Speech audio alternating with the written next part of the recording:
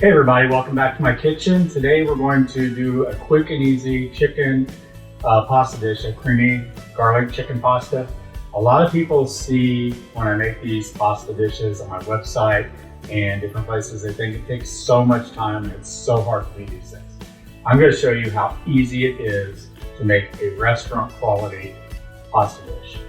So first I'm going to get my cutting board and I'm going to wet a towel, a little rag. And I like to put this down anytime I'm using a cutting board, put the wet towel underneath, and that way it holds it in place. That way it's not going to move around on me with the knife. Also, I'm using my white cutting board. This is the only cutting board I use for chicken. I don't use wood. Of course, you don't want to use wood because salmonella, the juices, everything get down into the wood. But this, I actually will do some bleach spray on it after I get done using it, and then clean it real good and then put it away. So this is the only thing I use for cutting my chicken. I have one other plastic one, but this is the one I prefer. So we got that all in place. You can use chicken breasts. A lot of recipes do call for the chicken breast. Hold on a second, my pasta water is boiling. I'm gonna put it in. I'm using a cavatappi. Don't know if I'm saying that right. I'm probably saying it very wrong. It's just a spiral pasta, or a macaroni noodle that's spiral. So that's what we're going to use today. So now for my chicken, I'm going to get the burner started. Get some olive oil here. We'll do this over about a medium-high heat. And I got 2 tablespoons of olive oil in there. And I always use a real light olive oil. The darker it is, the more flavor, and we don't want that olive oil taste in it. I'm going to trim up my chicken thighs. Like I said, most recipes call for chicken breast. I like the tenderness and the flavor of chicken thighs, so that's what I usually use. If I do a chicken breast, they're going to have to be really thin because I don't want big dry chunks of chicken in my pasta. So we're going to cut these probably about 1-inch size. Through there. And I'm saving all these scraps. This is what I put in a Ziploc bag, and put it in a Ziploc bag, and then that's what I use when I make chicken stock if I don't boil an entire chicken. And stir this a little bit. I don't want them to stick together.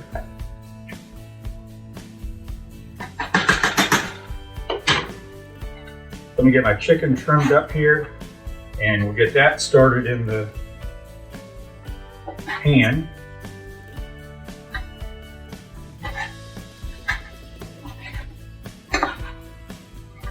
Well, like I said, a lot of people think you can't get a nice restaurant quality pasta dish at home. It's so simple. And a lot of times, especially when they go for a red sauce, they think it's something like the jarred spaghetti sauce.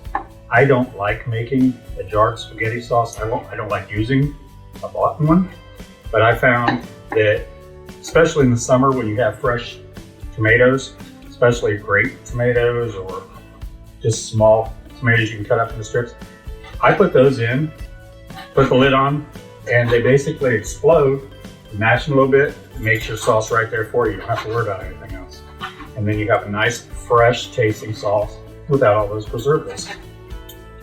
And I think my oil is plenty hot, so I'm just going to start tossing these in. I've already got 3 cut up. Yep, there we go. And a lot of people keep asking me about this pan. It's a pan set that I bought, 12 years ago, back when I lived up in Tampa. My grandmother and I went to a store called Tuesday Morning. I'm not sure if they have those where you're at. I don't even know that I've seen any down here in South Florida. But they had these, and they're called Bonjour, and they got different sized skillets. This pan, they have a saute pan. They're very heavy. This probably weighs 4 or 5 pounds, but it's got a steel flask, so it's very thick on the bottom. It holds heat. I think it holds heat just about almost as good as my cast iron. But a lot of you ask about that. I don't think they make it anymore. I know that Bonjour still exists, but I think they're just making small things like coffee makers and small appliances. I haven't been on their website in a couple of months, but I haven't seen them anywhere or in the store. So that's what these are, they're bonjour. All right, well, let me get this out of here. I'll put this scraps here that I'm going to use. Put in the freezer. Cutting board out of the way. I'll wash my hands up.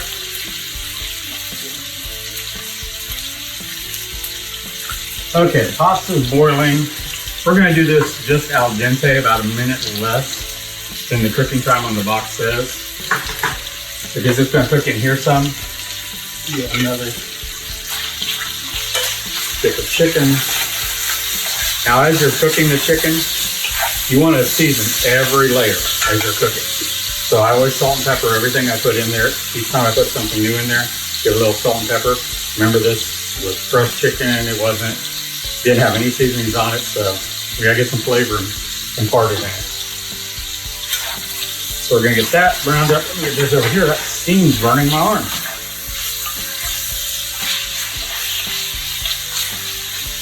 I'm gonna let it sit there just for a minute. I want it to brown a little bit on the bottom side.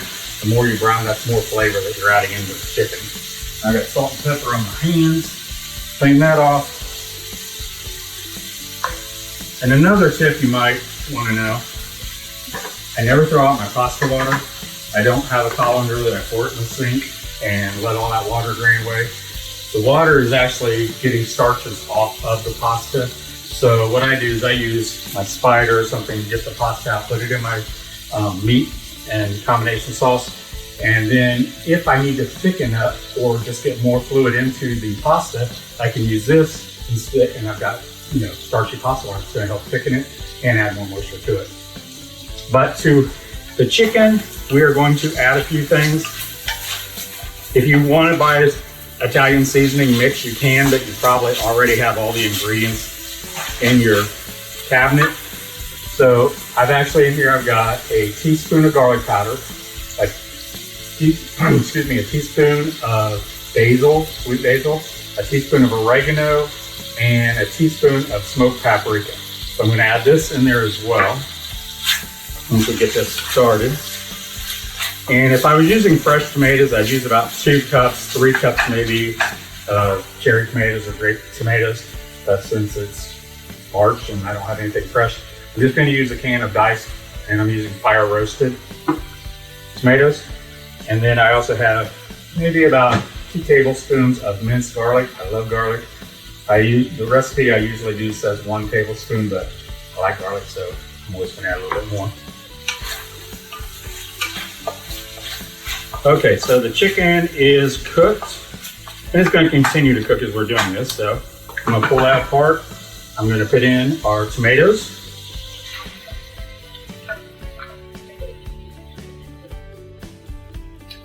And I'm going to put in our garlic. I didn't put the garlic in while it was cooking because I didn't want it to burn. You have to keep an eye on fresh garlic, and that way it doesn't burn. So I put it in with the tomatoes, so I know I don't have that problem.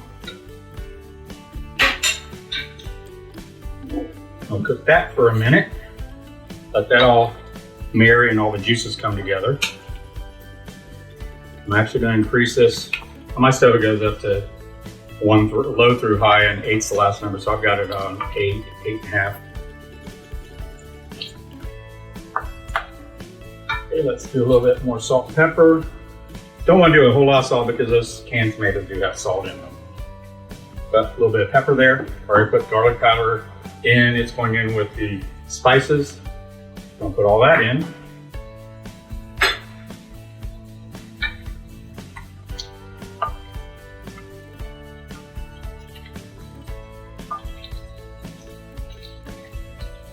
This is already smelling delicious.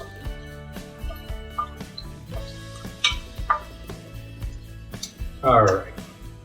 Now, I usually say about 2 cups or 2.5 cups of baby spinach. I've already washed this. I got to mark it. I washed it, dried it, let it sit here for a while. So I'm going to put the spinach in. Looks like a lot, but it is going to wilt down and to like almost nothing in there. So we're going to put that in there. Get it stirred around a little bit.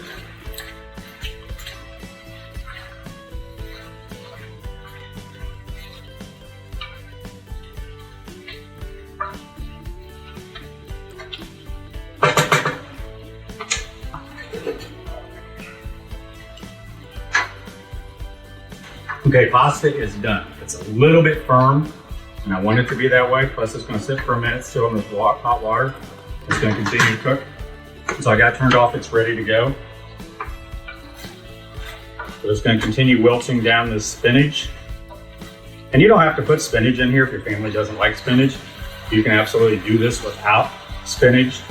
I've done it before with little broccoli florets. Cauliflower would be good in here. I've even done it in the summer with fresh green beans right out of the garden. So you can basically turn this into anything you like. Just make the additions that your family likes. I always start with the original recipes and I start experimenting. Not sure where I started with this original recipe, but this is where I've got it now.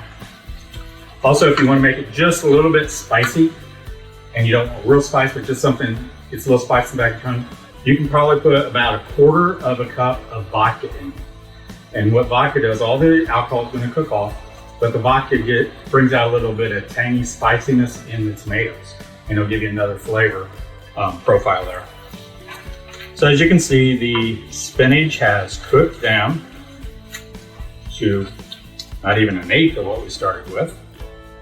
So now I'm going to turn the heat down to probably about 2.5, about a low, medium low. So now I'm going to add in 2 cups of heavy cream.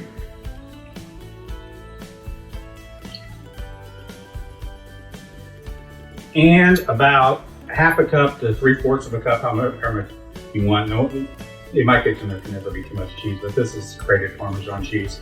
So we're just going to put that on there. You don't want to do the Parmesan cheese on a high heat because it touches the bottom. It's going to start really getting hard and burning to the bottom, and we don't want that. So we're going to put that in there and just bring that all together. And now you see we have a nice creamy pink sauce.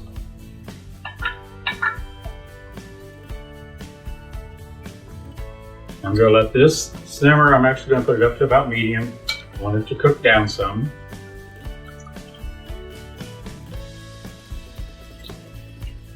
I don't want my pasta to overcook, so I am going to take it out.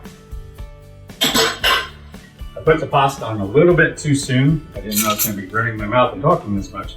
I don't want it to be mushy, so I'm just going to take my spider and dip it all out of here.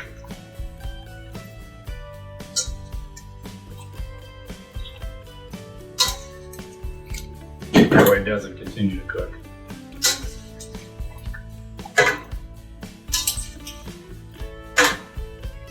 Stand here close enough to get a nice little steam facial. Ooh, burn my finger.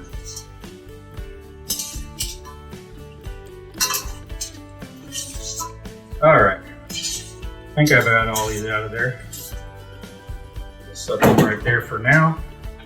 Get this coming up to temperature. I had the cream sitting out. I got it almost room temperature, so it would cook a little quicker.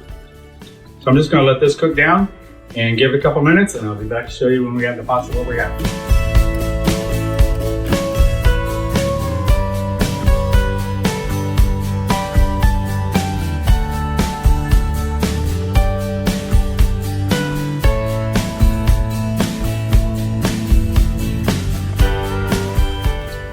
Okay, we are back. I've let the sauce reduce to about 1/3 to 1/4 to 1/3 down from what it was. So I got about 2/3 or 3/4 left in here. As you can see, it's a little thicker now. If for some reason it's not thick enough, you can always use a thickener like cornstarch, arrowroot, mix a little bit in cold water and mix it in there while it's boiling, and you can add that in. That will thicken it up some. So let me taste this and see where we stand on seasoning. Needs more salt. Get a little more salt and pepper in there.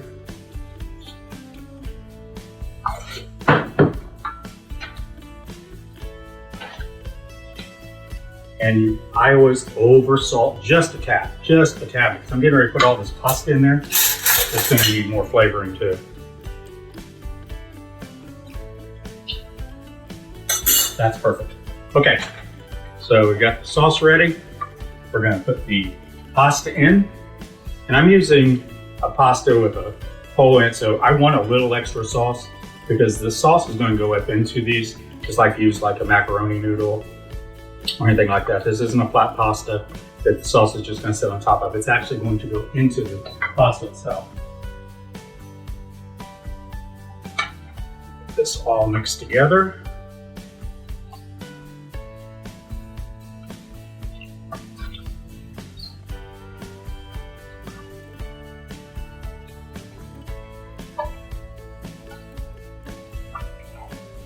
So we've got our chicken in here, we have our tomatoes, we have our spinach, all kinds of flavors.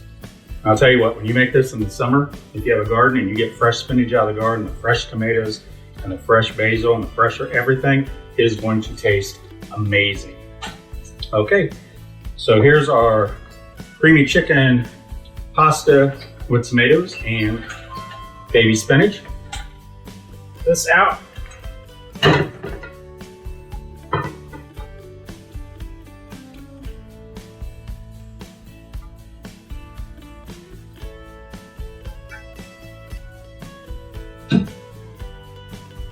And just like that, we have a restaurant quality dish.